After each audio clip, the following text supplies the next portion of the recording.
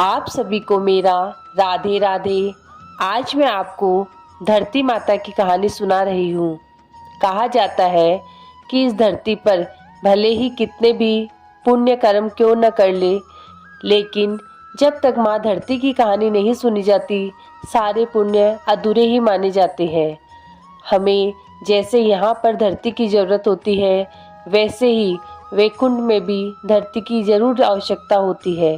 इसलिए जो भी धरती माता की कहानी सुनता है, उसे स्वर्ग में भी धरती प्राप्त होती है। तो आपको आज मैं ये धरती माता की कहानी सुना रही हूँ। कृपया ध्यान से सुने और साथ ही मेरे चैनल को लाइक और सब्सक्राइब जरूर करें। आप लोगों का बहुत बहुत धन्यवाद। एक ब्राह्मणी थी, वह बहुत ही धार्मिक महिला थी। सभी ग्रामवासी उसका बहुत ही सम्मान करते थे। कोई भी उसकी शरण में आता, वह सबकी मदद करती थी। मन ही मन भगवान का स्मरण किया करती थी।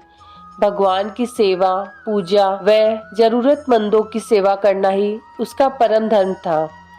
एक दिन ब्राह्मणी मरकर भगवान के घर गई और वहां जाकर बोली कि मुझे वैकुंठ का रास्ता बता दो। स्वर्ग से एक दूत आया और बोला, ब्राह्मणी आपको क्या चाहिए? वो बोली, मुझे वैकुंठ का रास्ता बता दो। आगे आगे दूत और पीछे पीछे ब्राह्मणी मंदिर तक गए। ब्राह्मणी बहुत ही धार्मिक महिला थी। उसने बहुत दान पुण्य कर रखा था और उसे पूरा विश्वास था कि उसके लिए वैकुंठ का रास्ता अवश्य ही खुल जाएगा। ब्राह्मणी ने वहां जाकर देखा, वहां बड़ा सा मंदिर, सोने का सिंहासन, हीरे मोती से जड़ी छतरी थी। चित्रगुप्त जी न्याय सभा में बैठे साक्षात इंद्र के समान शोभा पा रहे थे और न्याय नीति से अपना राज्य संभाल रहे थे।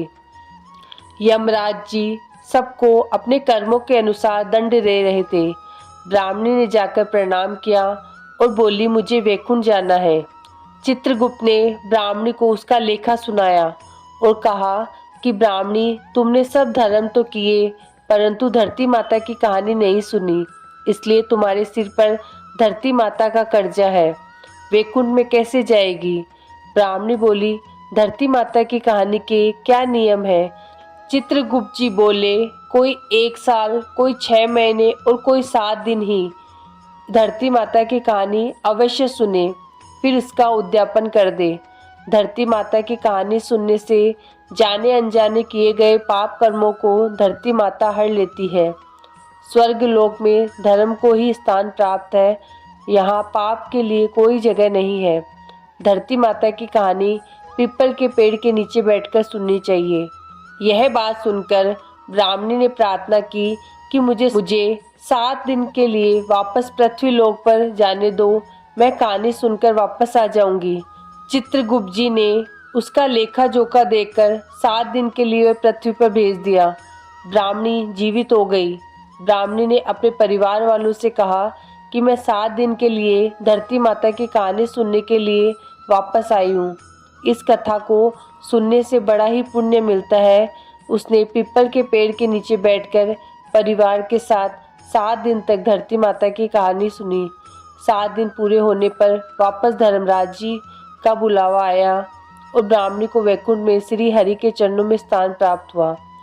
जो कोई भी प्राणी धरती माता की कहानी सुनता है, मृत्यु के समय सभी पाप कर्म धरती माता हर लेती है और वह प्राणी वैकुंठ में स्थान प्राप्त करता है। तो आप भी मेरे साथ में धरती माता की जय जयकार करें। बोलिए, जय धरती माता की जय।